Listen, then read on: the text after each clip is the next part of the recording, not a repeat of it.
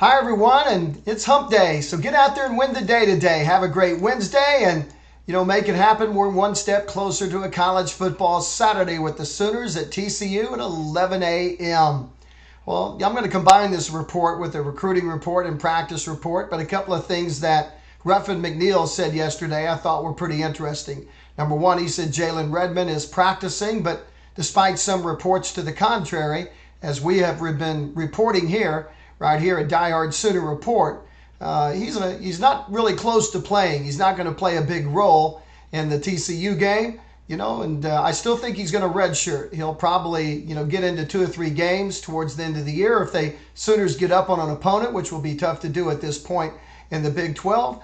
I think you'll see him in there, but, don't expect Jalen Redmond to play a big role this year with what, the Sooners have going on. Also, we know that Buki Radley-Hiles hasn't had a great year as a freshman, but Ruffin McNeill would beg to differ with that statement. He says for a true freshman playing from the jump, he's played pretty well. Now, we hear they're going to move him to the nickel and play him some there, with Justin Broyles moving to corner to compete there. And, of course, he'll also still play strong safety when the Sooners are in a basic set with 4 DBs, but he says he continues to play well, and they still have great hopes that he'll be a great player at OU. On the recruiting front, the Sooners went out during the off week, and one of the players they went to spend a lot of time with is Kansas City, 4-star offensive tackle Ike Danielson, 6'6", 300 out of Kansas City Rockhurst. This is an offensive tackle that's beginning to emerge. The Sooners would like to sign another offensive lineman. I think they're still going to get Finley Felix out of Coffeyville, but they'd still like to get another one if they can, and maybe even 2. And I think that Danielson is a guy that's really emerging. It's Alabama, Oklahoma, Iowa State, Nebraska, and Michigan. And let's watch for him. I wouldn't be surprised if he doesn't visit that Oklahoma State weekend.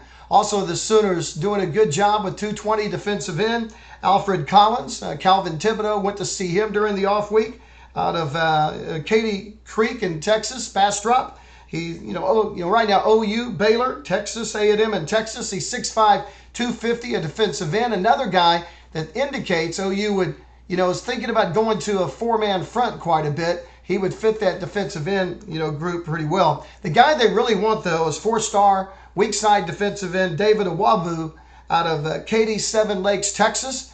Calvin went out to see him as well. Awabu, has given every indication it's down to 2 schools, Oklahoma and Texas A&M.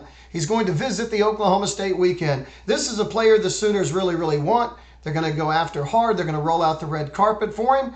And, he fits with what the Sooners, they would build him up. They feel like he'd be a 260, 270-pound player, could play the jack, could play defensive end. They really want to try to get him in their program if they can.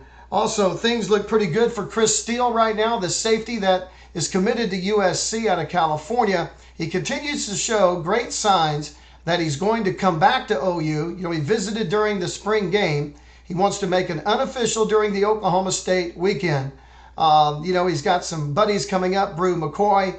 Warren's coming up, the 220 corner commit. He's going to come up unofficially that weekend. Brew McCoy is going to be on his official. And Chris Steele has given every indication that he'll come back during that time.